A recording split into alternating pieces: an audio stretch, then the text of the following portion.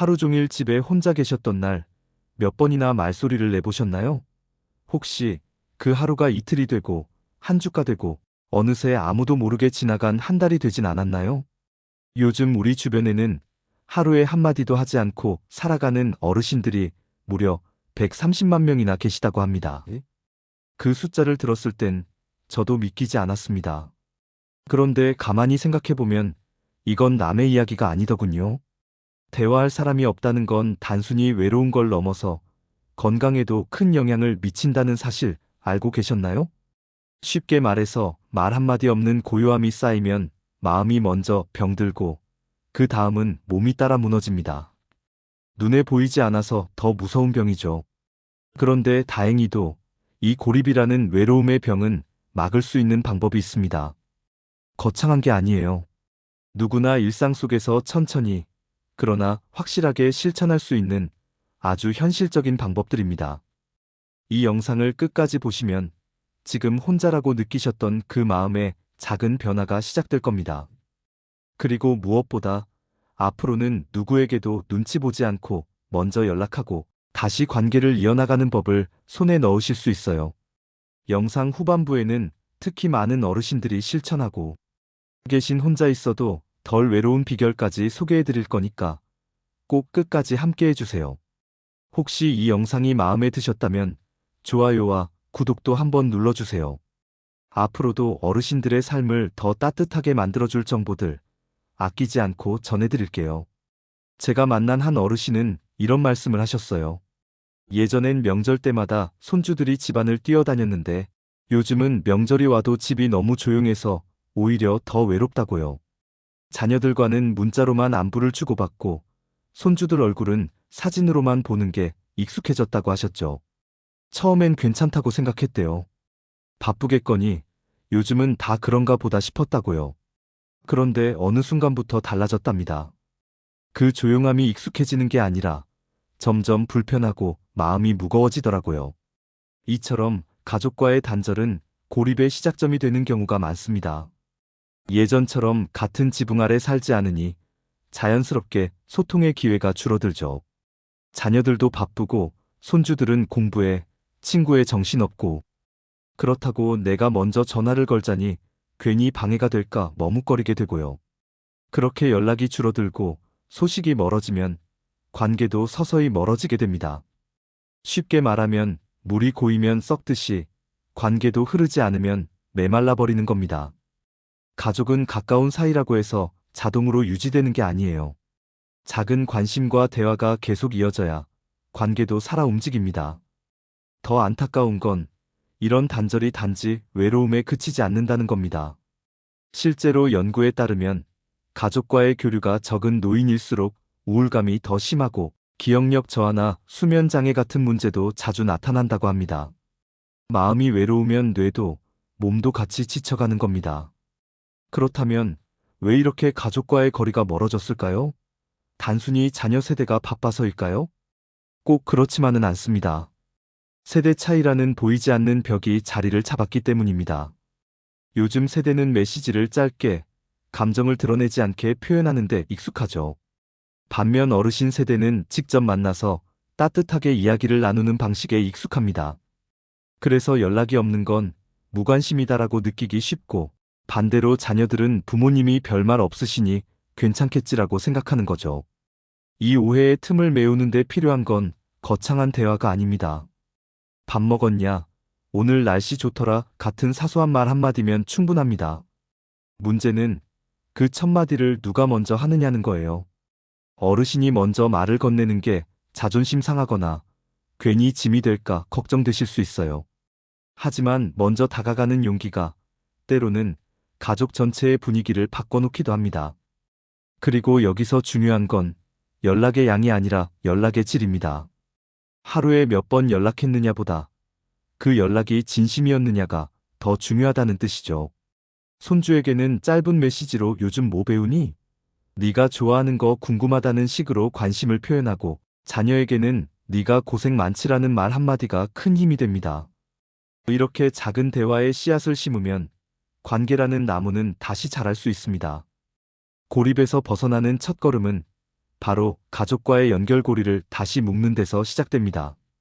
그리고 바로 이 다음 이야기에서는 가족과의 관계 외에 또 다른 고립의 원인에 대해 살펴보려 합니다. 아마 많은 어르신들이 공감하실 수 있는 내용일 텐데요. 특히 요즘처럼 세상이 너무 빨리 변하고 주변 이웃들도 자꾸 바뀌는 상황에서 우리가 놓치고 있는 또 하나의 중요한 연결고리입니다. 어느 날 마을길을 걷다가 문득 이런 생각이 드셨던 적 있으신가요? 예전엔 이 골목만 지나도 누가 사는지 다 알았는데 요즘은 얼굴도 이름도 모르는 집들이 많아졌네. 이런 마음, 정말 많은 어르신들이 하소연처럼 털어놓으시더라고요. 저 역시 상담을 하며 수없이 들어온 이야기입니다. 과거에는 마당을 지나며 이웃과 인사를 나누고 담 너머로 김장을 함께 담그며 이야기를 나누는 일이 일상이었죠. 그런데 지금은 어떻습니까? 층간소음 때문에 오히려 눈치 보이고 누가 이사 왔는지도 모른 채 하루하루가 지나갑니다. 나도 모르게 점점 말을 줄이게 되고 문 밖을 나서는 게 어색해지는 거죠. 이게 바로 지역사회와의 단절입니다. 이웃과 왕래가 줄고 동네 행사나 모임에도 발길을 끊게 되면 자연스럽게 세상과 나 사이에 보이지 않는 벽이 생깁니다. 그 벽은 시간이 지날수록 더 두꺼워지고 결국엔 나는 혼자다. 이제 나와 이야기할 사람은 없다는 생각으로 이어지게 됩니다. 왜 이렇게 된 걸까요? 무엇보다 동네 분위기 자체가 예전과는 많이 달라졌기 때문입니다.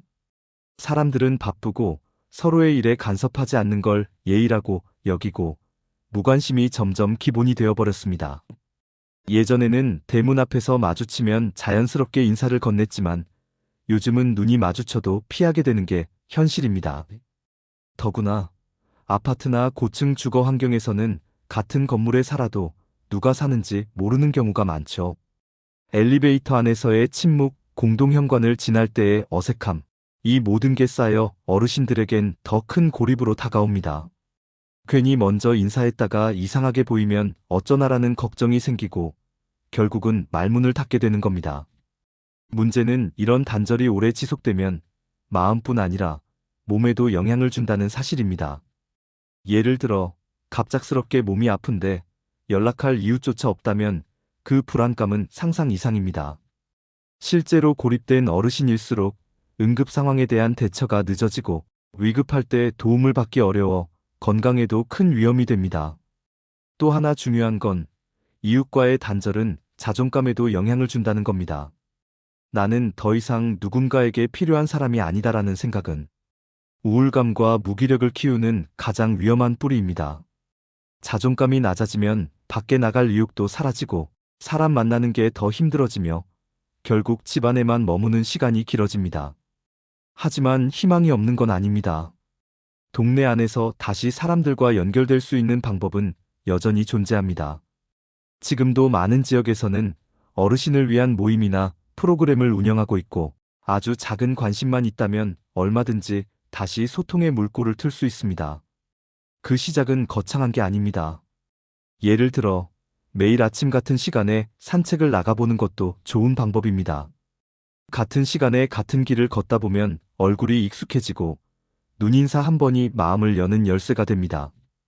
또는 가까운 복지관이나 주민센터의 작은 프로그램에 한번 참여해보는 것도 좋습니다. 처음엔 어색할 수 있지만 그 한 번의 참여가 단절의 벽을 무너뜨리는 첫걸음이 될 수 있습니다. 이처럼 지역사회와의 연결은 단순한 만남 그 이상입니다. 그것은 고립된 마음을 덜어내고 삶의 활력을 되찾는 귀중한 기회이기도 합니다. 그리고 이제 우리가 이야기해야 할 고립의 또 다른 원인이 있습니다. 바로 몸이 따라주지 않아 생기는 고립입니다. 사실 많은 어르신들이 외출하고 싶어도 하지 못하는 이유가 여기에 있습니다. 그 속사정에 대해 지금부터 좀 더 깊이 들여다보려 합니다. 이전에는 버스를 타고 시장도 다니고 친구들 모임에도 빠지지 않고 나가셨던 분이 계셨어요. 그런데 무릎이 안 좋아지고부터는 걷는 것도 조심스러워지고 외출하는 게 점점 부담스러워졌다고 하셨습니다. 처음엔 병원 갈 때만 참고 나가고 그 다음엔 가까운 마트도 힘들어졌죠. 어느새 친구들 모임에도 나가지 않게 되었다고요. 그렇게 6개월이 지나고 나니까 전화도 덜 오고 만날 사람도 줄어들고 나중엔 누가 안부를 물어와도 괜히 폐 끼칠까봐라는 생각이 먼저 든다고 하셨습니다. 이처럼 고립은 단지 마음의 문제만이 아닙니다. 몸이 불편해지는 순간 외부 세계와의 연결이 자연스럽게 끊기게 됩니다. 예전에는 발길 닿는 대로 걸었던 거리도 이제는 혹시 넘어지면 어쩌지 주저앉게 되면 누가 도와주지 하는 걱정이 먼저 들면서 점점 집 안에 머무는 시간이 늘어납니다. 이런 신체적 제약은 단지 이동의 문제가 아닙니다. 스스로의 자존감과 정서적인 안정에도 깊은 영향을 미칩니다. 예를 들어 혼자 병원에 가는 게 어려워지면 건강검진도 미루게 되고 식사 준비도 귀찮아지며 영양 상태가 나빠지기도 하죠. 점점 몸이 쇠약해지고 그럴수록 외출은 더 어려워지는 악순환이 생깁니다. 특히 노년기에는 작은 통증 하나가 큰 제약으로 이어질 수 있습니다. 무릎이 아프거나 허리가 불편하면 걷는 속도가 느려지고 엘리베이터 없는 계단식 주택에서는 아예 외출 자체가 부담스러워집니다. 가까운 마트도 힘들고 시장에 가는 것도 무리라는 생각이 들면 사람을 만나는 기회가 급격히 줄어드는 겁니다. 여기에 또 하나 중요한 요인이 있습니다. 바로 의지의 위축입니다. 몸이 불편해질수록 마음도 함께 움츠러듭니다. 이전 같으면 한번 나가보자, 모임에 가야지 했던 용기가 점점 줄어들고 괜히 나갔다가 민폐만 끼치겠다는 생각이 들기 시작하면 아예 마음을 접게 됩니다. 실제로 많은 어르신들이 내가 몸이 불편하니까 누가 날 챙기는 것도 미안하고 나가는 것도 죄송하다고 말씀하세요. 이건 단지 신체적 고립이 아니라 정서적 고립으로 이어지는 지점입니다. 이쯤 되면 이런 고립을 해결하려면 단순히 나가보세요라는 말로는 부족하다는 걸 알 수 있습니다. 몸이 불편한 분들에게는 그에 맞는 환경과 지원이 필요합니다. 예를 들어 지역복지관에서 운영하는 차량 지원 서비스나 재활치료를 병행하면서 외출 연습을 함께 할 수 있는 프로그램이 큰 도움이 될 수 있습니다. 또한 가정 방문을 통해 간단한 운동을 도와주는 서비스도 점점 확대되고 있죠. 하지만 가장 중요한 건 어르신 스스로가 움직이려는 의지를 되찾는 겁니다. 작게는 집 안에서 하루에 몇 번씩 의자에서 일어나 걷는 습관부터 시작할 수 있어요. 또는 가까운 거리에 있는 공원이나 마트처럼 익숙한 장소에 짧게 다녀오는 것부터 시도해보는 것도 좋습니다. 이렇게 신체 활동이 조금씩 회복되면 자연스럽게 외부와의 연결도 살아나기 시작합니다. 그리고 여기서 정말 중요한 전환점이 하나 더 있습니다. 바로 고립을 예방하는 데 결정적인 역할을 하는 외부의 손길입니다. 내가 누군가의 도움이 필요한 존재임을 부끄럽게 생각하지 않고 오히려 그 도움을 통해 다시 세상과 연결될 수 있다는 생각으로 시선을 바꿔보는 거죠. 이제 우리는 고립의 원인들을 하나씩 살펴봤습니다. 그렇다면 이런 고립을 막고 다시 관계를 회복하는 현실적인 방법들은 과연 어떤 것들이 있을까요? 다음부터는 바로 그 예방책과 해결책들에 대해 구체적으로 하나하나 말씀드리겠습니다. 아이고, 내가 무슨 모임이야? 이제 그런 건 젊은 사람들 몫이지. 이렇게 말씀하시는 어르신들이 참 많습니다. 그런데 정말 그럴까요? 저는 오히려 지금이야말로 지역 커뮤니티와의 연결이 가장 필요한 때라고 생각합니다. 왜냐하면 고립은 혼자 있기에 편해서가 아니라 누구와도 연결될 수 없다는 생각에서 시작되기 때문입니다. 그리고 그 연결은 어디에 속해 있다는 느낌에서부터 시작되죠. 실제로 지역 커뮤니티에 참여한 어르신들의 이야기를 들어보면 처음에는 낯설고 어색했지만 시간이 지나면서 다시 살아있는 기분이 들었다고 말씀하십니다. 누군가 내 이름을 불러주고 내가 가면 반겨주는 사람이 있다는 것, 그것만으로도 마음이 한결 따뜻해진다고요. 가장 쉽게 접근할 수 있는 건 동네 복지관입니다. 요즘은 노인복지관이나 주민센터에서 다양한 프로그램을 운영하고 있어요. 예를 들면 서예나 미술, 노래교실, 건강체조 같은 취미 중심의 수업부터 스마트폰, 배우기나 재무 상담 같은 실용적인 프로그램도 다양합니다. 이런 활동에 참여하면 단지 정보를 얻는 걸 넘어서 자연스럽게 사람들과 인사를 나누고 말문이 트이게 됩니다. 한 어르신은 처음에는 복지관 문턱을 넘기도 두려웠다고 하셨어요. 내가 거기 가도 되는 사람인가 하는 마음에 망설이셨죠. 그런데 용기 내어 한번 들어가 본 그날 이후 지금은 매주 월요일마다 노래교실에 빠지지 않고 가신다고 합니다. 친구도 생기고 일주일이 기다려진다고요. 저는 이런 이야기를 들을 때마다 마음 깊은 곳에서부터 따뜻해집니다. 또한 지역 주민 모임이나 자원봉사 활동도 좋은 연결고리가 됩니다. 특히 공동체 텃밭이나 마을 신문 만들기 같은 프로젝트는 함께 손을 움직이며 자연스럽게 가까워질 수 있어요. 중요한 건 처음부터 큰일을 하려 하지 말고 내가 편하게 참여할 수 있는 것부터 시작하는 것입니다. 이런 모임에 참여하면 나도 여전히 사회의 일원이다라는 자각이 생깁니다. 이 자각은 고립감을 줄이는데 결정적인 역할을 합니다. 나를 기다리는 곳이 있다. 내가 빠지면 아쉬워할 사람이 있다. 이 두 가지 감정이 어르신들의 삶을 다시 움직이게 합니다. 물론 처음부터 활발하게 참여하긴 어렵습니다. 익숙하지 않은 사람들과 이야기 나누는 게 부담스럽고 내가 어떤 역할을 해야 할지도 막막할 수 있죠. 하지만 꼭 기억해 주세요. 커뮤니티는 무언가를 잘해야만 받아주는 곳이 아니라 그냥 거기 있는 것만으로도 의미가 되는 곳입니다. 있는 그대로의 나를 받아주는 그 따뜻함이 고립의 벽을 조금씩 허물게 해줍니다. 혹시 지금 나 같은 사람이 거기 가도 될까? 하는 마음이 드시나요? 그런 생각이 들면 그건 참여하실 때가 된 겁니다. 그 마음을 안고 한 번만 발걸음을 내딛어 보세요. 그 한 걸음이 다음 날을 바꾸고 다음 주를 기다리게 할지도 모릅니다. 그리고 아직 우리에겐 더 많은 방법이 남아 있습니다. 특히 가장 가까우면서도 때로는 가장 멀게 느껴지는 존재, 바로 가족과의 관계 회복이 다음 이야기의 중심입니다. 이 관계를 어떻게 다시 따뜻하게 이어갈 수 있을지 그 구체적인 방법들을 이제 나눠보겠습니다. 가족이라는 단어는 참 따뜻하면서도 때로는 아프기도 한 말입니다.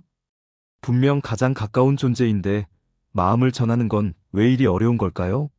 자녀들과는 오해가 쌓이고 손주들과는 세대 차이로 대화가 끊기고 괜히 말 꺼냈다가 상처받을까봐 그냥 참는다는 말씀을 참 자주 들었습니다. 하지만 고립을 예방하는 가장 큰 힘은 결국 가족이라는 울타리 안에서 시작됩니다. 단절된 관계를 회복하는 건 생각보다 멀지 않은 일입니다. 중요한 건 어떻게 말하느냐, 그리고 언제 말을 건네느냐에 있습니다. 먼저, 가족과 다시 가까워지기 위해 가장 중요한 건 기대치를 낮추는 것입니다. 예전처럼 매일 전화가 오거나 집에 자주 찾아오기를 바라는 마음이 크면 실망도 그만큼 커지기 때문이죠. 쉽게 말해, 큰 기쁨보다는 작은 연결을 기대해 보는 겁니다. 예를 들면, 짧은 문자 하나에도 감사함을 느끼는 연습을 해보는 거예요. 그리고 무엇보다 자녀에게 먼저 연락해도 괜찮다는 생각을 가지는 게 중요합니다. 혹시 방해될까봐라는 걱정 때문에 먼저 연락을 미루시는 분들이 많아요. 그런데 대부분의 자녀들은 연락을 받으면 반가워합니다. 단지 먼저 하지 않을 뿐이에요. 그러니 한 주에 한 번 아니면 특별한 날이 없어도 잘 지내냐는 문자 하나, 오늘 이런 일이 있었어 하는 짧은 전화 한 통이면 충분합니다. 또 하나 중요한 건 기억 공유입니다. 가족 간의 대화에서 가장 쉽게 마음이 통하는 주제는 바로 추억입니다. 예를 들어, 네가 어릴 때 이런 일이 있었지라든지, 너 그때 감기 심하게 걸렸을 때 내가 얼마나 걱정했는지 아냐 같은 이야기들은 자녀와 손주에게도 따뜻하게 다가갑니다. 이런 대화를 나누면 서로에 대한 이해도 깊어지고 자연스럽게 정서적인 연결도 회복됩니다. 자녀 입장에서 부모님과의 대화가 어렵다고 느끼는 가장 큰 이유는 무언가를 지적받을까봐입니다. 그래서 가능하면 조언보다는 공감을 먼저 건네는 것이 좋습니다. 네가 참 애쓴다. 요즘 너도 힘들지? 이런 한마디가 큰 위로가 됩니다. 그러면 자녀도 마음을 열고 다시 대화를 시작할 수 있는 여지를 갖게 되죠. 그리고 손주와는 무엇보다 관심사 공유가 중요합니다. 요즘 아이들은 게임, 유튜브, 음악 같은 디지털 문화에 익숙하죠. 요즘 어떤 노래 듣니? 이건 무슨 게임이야? 이렇게 물어보는 것만으로도 아이들은 할머니, 할아버지가 내 세계에 관심이 있구나 하고 느끼게 됩니다. 말이 많지 않아도 함께 시간을 보내는 것 자체가 관계를 회복하는 열쇠가 될 수 있어요. 마지막으로 감정을 숨기지 말고 표현해보는 연습도 중요합니다. 네가 자주 못 와서 서운했다는 말 대신 너랑 이야기 나누는 게 참 좋다는 식으로 마음을 돌려 말해보세요. 이렇게 긍정적인 표현을 사용하면 상대도 마음의 문을 열기 쉬워집니다. 가족과의 관계는 시간이 걸리더라도 다시 이어질 수 있는 힘이 있습니다. 중요한 건 작은 시도, 그리고 그 시도를 포기하지 않는 마음입니다. 하루에 한마디, 일주일에 한 번의 연락이 관계의 온도를 다시 데워줄 수 있습니다. 이제 우리는 가족이라는 든든한 기반 위에 또 하나의 소중한 도구를 올려볼 수 있습니다. 바로 요즘 세상을 살아가는데 꼭 필요한 비대면 소통 기술입니다. 스마트폰, 화상통화, 문자 메시지 같은 새로운 방식들이 어르신들의 고립을 어떻게 줄여줄 수 있는지 그 구체적인 방법을 다음에서 이어서 말씀드릴게요. 스마트폰이라는 게 처음엔 참 낯설고 까다롭게 느껴지셨을 거예요. 손가락도 잘 안 움직이고 글씨도 작고 화면도 복잡하게만 보여서 나는 그런 거 못해 하셨던 분들이 많으시죠. 그런데 이 스마트폰 하나가 고립을 막아주는 아주 중요한 통로라는 사실 알고 계셨나요? 요즘은 코로나 이후로 많은 사람들이 직접 만나지 못해도 영상통화나 문자 단체, 채팅방을 통해 계속 관계를 유지하고 있어요. 처음엔 어색하지만 익숙해지면 하루가 훨씬 덜 외롭고 덜 막막해집니다. 얼굴을 못 봐도 서로의 안부를 나누고 사진을 주고받고 생일에 축하 메시지를 받을 수 있다는 건 생각보다 훨씬 큰 위안이 되거든요. 물론 처음부터 모든 기능을 다 잘 쓸 필요는 없습니다. 한두 가지만 익혀도 충분합니다. 예를 들어 자녀나 손주와 영상통화 한번 해보는 것, 단체 채팅방에 한번 참여해보는 것, 매일 날씨나 건강 정보를 간단히 확인하는 것만으로도 세상과 연결된 느낌이 확실히 달라집니다. 한 어르신은 스마트폰이 너무 어렵다고 하셨지만 복지관에서 하는 무료 스마트폰 교실에 일주일에 한 번씩 다니면서 천천히 배워보셨어요. 처음엔 문자 보내는 것조차 버거워하셨는데 지금은 손주에게 요즘 뭐하니? 하고 먼저 안부 문자를 보내고 사진도 척척 찍어 보내신답니다. 이렇게만 하니까 내가 다시 세상 속에 들어온 것 같아 하시더라고요. 사실 어르신들께는 누구보다 디지털 안내자가 필요합니다. 이건 단순한 기술 교육이 아니라 관계를 이어주는 다리를 놓아주는 일이거든요. 다행히도 지금은 전국 각지의 주민센터, 복지관, 도서관에서 어르신 대상, 스마트폰 수업을 많이 운영하고 있어요. 신청만 하면 무료로 배울 수 있고 일부 지역은 집으로 찾아와서 도와주기도 합니다. 그리고 꼭 기억해 주셨으면 하는 건 완벽하게 하려고 하지 마세요라는 겁니다. 어르신들이 자주 하시는 말씀 중에 틀리면 민망하잖아. 잘 못하면 창피해가 있는데요. 사실 틀려도 괜찮습니다. 젊은 사람들도 처음엔 다 헷갈리고 실수합니다. 중요한 건 끊임없이 시도하고 있다는 것 그 자체가 고립을 막는 가장 강한 힘입니다. 비대면 소통의 또 다른 좋은 예는 온라인 모임입니다. 요즘은 화상통화로 노래교실이나 독서 모임, 심지어 운동 수업까지도 참여할 수 있어요. 직접 나가지 않아도 집에서 다른 사람들과 어울릴 수 있다는 점에서 특히 몸이 불편한 어르신들에게 큰 도움이 됩니다. 스마트폰만 있으면 충분히 가능한 일이죠. 또 하나 권해드리고 싶은 방법은 사진으로 이야기 나누기입니다. 내가 만든 음식, 집 앞에 핀 꽃, 키우는 반려식물 사진을 찍어 자녀나 친구들에게 보내보세요. 그러면 대화가 시작됩니다. 어머, 저건 뭐예요? 와, 요리 잘하셨네요. 이런 반응이 오가면서 자연스럽게 소통의 문이 열립니다. 이건 단순한 정보 전달이 아니라 마음을 나누는 소통입니다. 그리고 꼭 스마트폰이 아니어도 괜찮습니다. 집에 있는 일반 전화기만으로도 충분히 정기적인 통화를 할 수 있어요. 매주 같은 요일, 같은 시간에 안부 전화를 주고받는 전화 친구를 만들어 보세요. 고립을 막는데 아주 효과적인 방법입니다. 지금 당장은 화면이 낯설고 손에 익지 않을 수 있어요. 하지만 천천히 한 걸음씩 익혀가다 보면 어느 순간 이 작은 기계가 여러분을 세상과 이어주는 따뜻한 창문이 되어 있을 겁니다. 그리고 이어지는 다음 이야기에선 이 디지털 소통과는 또 다른 방식으로 고립을 줄이는 방법을 소개해 드릴 겁니다. 혼자 있어도 관계가 이어지고 마음이 꽉 차는 방법. 바로 새로운 관계 만들기입니다. 다음에서 그 구체적인 방법들을 함께 살펴보겠습니다. 누군가와 대화하지 않아도 하루가 즐거울 수 있다면 그건 외로움과는 거리가 멀다는 뜻입니다. 다시 말해, 꼭 사람이 있어야만 외롭지 않은 게 아니라 내 일상 속에 마음을 채워주는 무언가가 있다면 혼자서도 충분히 따뜻해질 수 있다는 거죠. 바로 여기에 새로운 관계 만들기의 핵심이 있습니다. 여기서 말하는 관계는 단지 사람과의 관계만이 아닙니다. 반려식물, 취미, 자원봉사, 이 모든 것이 고립을 막아주는 소중한 연결고리입니다. 한 어르신은 혼자 있는 시간이 너무 지루하고 적막해서 어느 날 우연히 길가에서 작은 화분 하나를 사오셨대요. 물을 주고 햇볕에 놓고 자라는 걸 매일 관찰하다 보니 신기하게도 그 식물과 이야기를 하게 되더랍니다. 오늘은 기분이 어때? 너도 더운 거 싫지? 이런 식으로요. 말 상대가 없던 그 시간에 조용히 말할 수 있는 대상이 생긴 거죠. 그리고 어느 순간 마음이 한결 편안해졌다고 하셨습니다. 이처럼 반려식물이나 반려동물은 대화를 나누지 않아도 정서적인 안정감을 줍니다. 무엇보다 내가 돌봐야 할 대상이 있다는 감각은 삶에 활력을 줍니다. 하루에 리듬이 생기고 사소한 일에도 의미를 부여하게 되죠. 또 하나 중요한 관계는 취미입니다. 내가 좋아하는 것을 찾는 건 단순한 즐거움을 넘어서 나 자신과 소통하는 행위입니다. 뜨개질, 글쓰기, 그림 그리기, 요리, 음악 감상 어떤 것이든 좋습니다.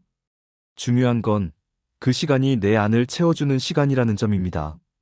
예를 들어 어떤 어르신은 일기 쓰기를 통해 스스로의 감정을 정리하고 계십니다. 오늘은 누군가와 말을 안 했지만 이렇게 글로 남기니 괜찮다는 거죠. 또 다른 분은 라디오 사연 보내기를 취미로 삼고 답장이 오면 그걸 모아두면서 세상과 연결되어 있다는 느낌을 얻는다고 하셨습니다. 그 외에도 자원봉사 활동도 매우 의미 있는 새로운 관계입니다. 처음엔 내가 남을 도울 수 있을까?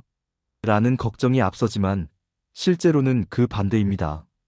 봉사를 통해 오히려 더 많은 위로와 에너지를 받는 경우가 많죠. 예를 들면 지역에서 운영하는 도시락 배달 봉사, 쓰레기 줍기 모임, 어린이 책 읽어주기 활동 같은 것들이 있어요. 몸이 많이 불편하지 않다면 누구나 참여할 수 있고 참여한 순간부터 새로운 사람들과 자연스럽게 인연이 생깁니다. 무엇보다 이 새로운 관계의 가장 큰 장점은 나를 바라보는 시선이 달라진다는 점입니다. 단순히 누군가의 부모, 자식, 어르신이 아니라 무언가에 열정을 가진 사람으로 다시 태어나는 거죠. 이건 고립에서 벗어나 자존감을 되찾는 가장 강력한 방법이기도 합니다. 그리고 중요한 건 시작이 어렵다는 거지 막상 한 걸음만 내디디면 생각보다 쉽게 길이 열린다는 사실입니다. 예를 들어 텃밭 가꾸기를 시작한 한 어르신은 처음엔 작게 고추 몇 포기만 심었지만 이제는 동네 사람들과 씨앗을 나누고 작물 키우는 이야기를 하며 관계를 넓혀가고 있습니다. 그 텃밭이 새로운 인생의 이야기터가 된 셈이죠. 이런 이야기를 듣고 나도 해볼까? 하는 생각이 드신다면 지금이 바로 시작하기 딱 좋은 시기입니다. 특별한 기술이 없어도 되고 많은 돈이 들지도 않습니다. 중요한 건 나에게 맞는 소소한 즐거움을 찾는 것이고 그 안에서 내가 다시 살아있다는 느낌을 찾는 겁니다.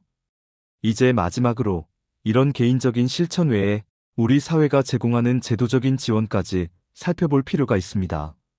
혼자 있는 어르신들을 위해 정부와 지자체가 운영하는 도움 프로그램들, 알고만 있어도 큰 힘이 되는 정보들입니다. 다음에서는 그 제도적 예방책들을 함께 살펴보겠습니다. 아무리 마음을 내어보려 해도 혼자서는 쉽지 않은 순간들이 있죠. 특히 몸이 불편하거나 어디에 도움을 요청해야 할지 모를 때 그 막막함은 이루 말할 수 없습니다. 그런데 다행히도 우리 사회는 그런 어르신들을 위해 다양한 제도적 지원을 마련해두고 있습니다. 문제는 그 존재를 모르는 분들이 많다는 겁니다. 예를 들어 독거노인 방문 서비스라는 것이 있습니다. 이건 말 그대로 혼자 사시는 어르신 댁에 정기적으로 방문해서 안부를 확인하고 말벗이 되어주는 서비스입니다. 사회복지사나 생활지원사라는 분들이 정기적으로 찾아오고 때로는 약 챙겨드리는 것까지 도와드리죠. 어떤 분은 내 생일을 기억해주는 사람이 있다는 게 얼마나 큰 위로가 되는지 몰라요라고 하셨어요. 이외에도 응급안전안심 서비스라는 제도가 있는데 이건 혼자 사는 어르신 댁에 센서를 설치해서 일정 시간 움직임이 없으면 자동으로 보호자나 응급센터에 알림을 보내는 시스템입니다. 갑작스러운 낙상이나 건강 이상에 대비할 수 있는 장치죠. 특히 연세가 높고 지병이 있는 분들에게는 정말 꼭 필요한 서비스입니다. 또 요즘은 노인 맞춤 돌봄 서비스라고 해서 복지관이나 지자체에서 상담, 일상 지원, 병원 동행 같은 다양한 도움을 제공합니다. 일주일에 한두 번 집을 방문해서 이야기를 나누고 필요하면 외출도 도와드리고 각종 정보를 알려드리는 등 일상생활을 유지할 수 있도록 도와주는 거예요. 신청 방법도 어렵지 않습니다. 거주지 관할 주민센터에 전화하시거나 직접 방문하셔서 노인 돌봄 서비스를 받고 싶다고 말씀하시면 담당 공무원이 안내해드립니다. 필요하면 복지관에서도 도와줄 수 있어요. 어르신 혼자 하시기 어려우면 자녀나 이웃의 도움을 받아도 괜찮습니다. 그리고 교회, 사찰, 성당 같은 종교단체들도 지역사회에서 어르신을 위한 무료 도시락 나눔, 말벗 봉사, 병원 동행 등의 활동을 활발히 하고 있어요. 꼭 종교를 믿지 않더라도 도움을 받을 수 있는 열린 공간이 많습니다.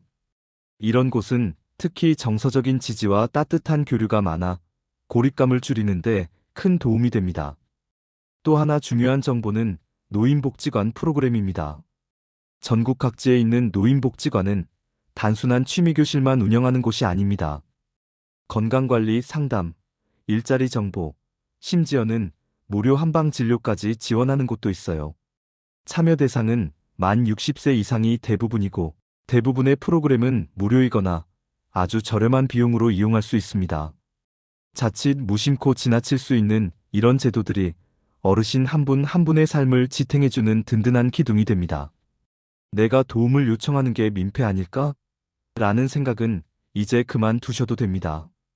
이건 사회가 어르신을 위해 준비해둔 정당한 권리이자 당연히 누려야 할 복지입니다. 이런 서비스들을 알고 신청하는 것만으로도 외롭고 막막했던 하루가 훨씬 가벼워질 수 있어요. 단 한 사람이라도 더 많은 손길을 받는다면 그만큼 고립된 노인의 수는 줄어들겠죠. 이제 마지막으로 지금까지 우리가 함께 나눈 모든 이야기를 정리하고 당장 오늘부터 실천할 수 있는 구체적인 방법들을 차근차근 정리해드리겠습니다. 그리고 무엇보다 지금 혼자라고 느끼시는 어르신들에게 꼭 전하고 싶은 이야기를 담아드릴 겁니다. 우리가 함께 걸어온 이 이야기 속엔 수많은 어르신들의 마음이 담겨 있었습니다. 혼자라는 감정, 관계가 끊어진 듯한 고요함, 말 한마디 나누지 않은 채 지나가는 하루. 하지만 그 속에서도 우리는 분명히 알게 되었습니다. 고립은 막을 수 있고 외로움은 덜어낼 수 있다는 사실을요. 지금까지 말씀드린 5가지 방법을 다시 한번 정리해 드릴게요. 첫째, 지역 커뮤니티에 참여하기. 복지관, 주민센터, 마을 모임 등 내가 속할 수 있는 작은 공동체에 한 걸음 다가가는 것부터 시작입니다. 둘째, 가족과의 관계 회복하기. 연락이 줄었다면 먼저 손 내밀어 보세요. 큰 말이 아니어도 괜찮습니다.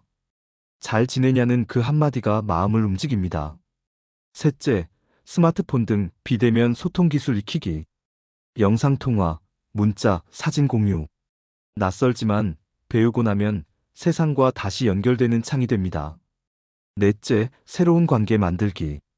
반려식물, 취미, 봉사, 일기 쓰기. 스스로를 돌보는 시간이 곧 외로움을 덜어내는 길입니다. 다섯째, 사회제도 활용하기. 독거노인 방문, 응급안전 서비스, 노인 돌봄, 복지관 프로그램. 도움을 요청하는 것은 권리입니다. 미루지 마시고 가까운 주민센터에 문의해 보세요.